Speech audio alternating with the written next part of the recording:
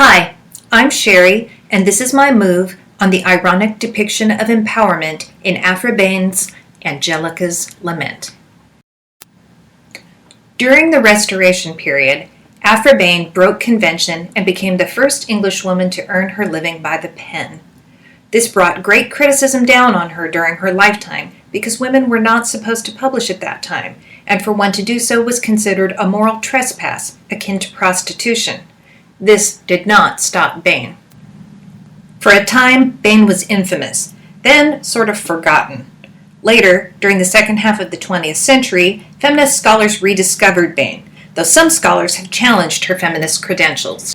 This resurgence of attention to Behn came about in part due to the emphasis Virginia Woolf placed on her in A Room of One's Own, in which Woolf wrote of Behn, "She made, by working very hard, enough to live on.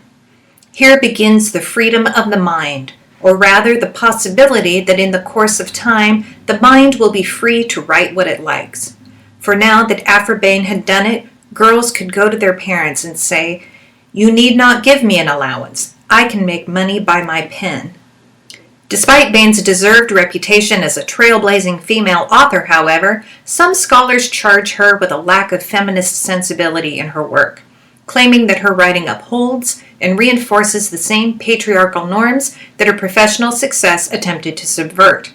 I believe this criticism indicates a lack of appreciation for the subtlety of her feminist message. As a playwright, Behn played broadly to the sexist tropes of her time, which depicted women as weak and morally inferior. Yet she also used irony and subtlety to portray strength in female characters who presented as vulnerable on the surface but were quite strong at their core.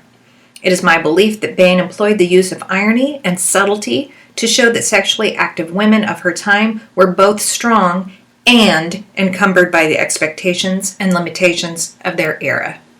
An example of this can be found in Angellica's Lament, a poem taken from Behn's play The Rover.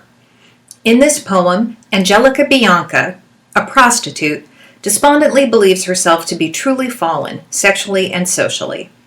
In this story, Angellica falls in love with the double-crossing Wilmore and seeks to become a marriageable woman despite having no virginity to offer. This crossing of lines proves impossible for her, though the loss is perhaps not as complete as it might seem. Wilmore steals Angellica's heart, convincing her to have sex with him for free and causing her to fall in love for the first time in her life. Then he snubs her, throwing her over for the virtuous Helena, who had been intended to become a nun.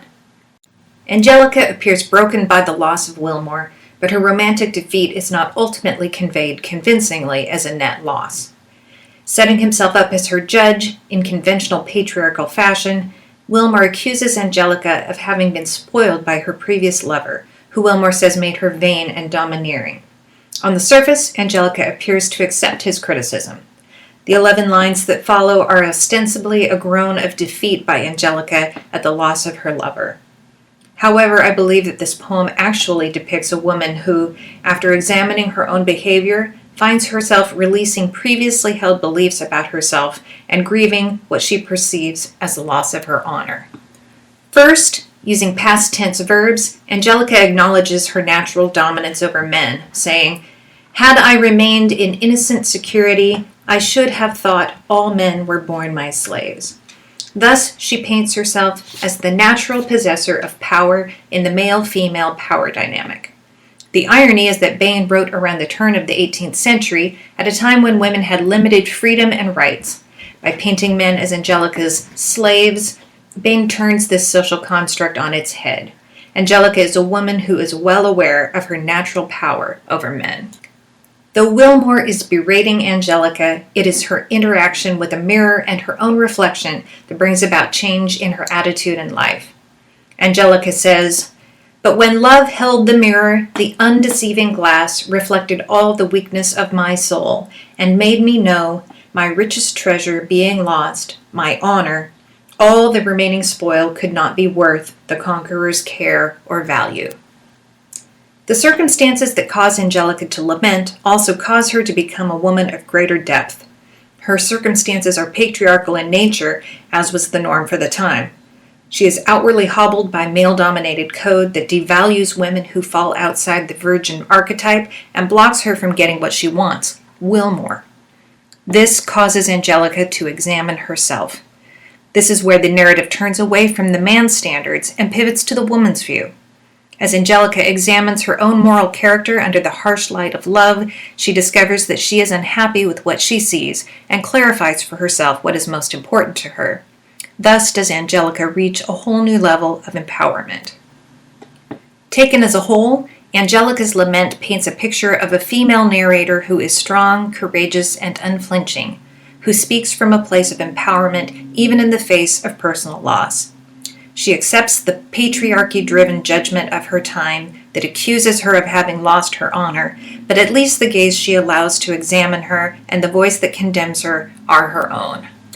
In this poem, we have seen evidence that supports a view of Behn as a feminist influence, one whose message is at times communicated subtly, at times even through the embracing of sexist tropes.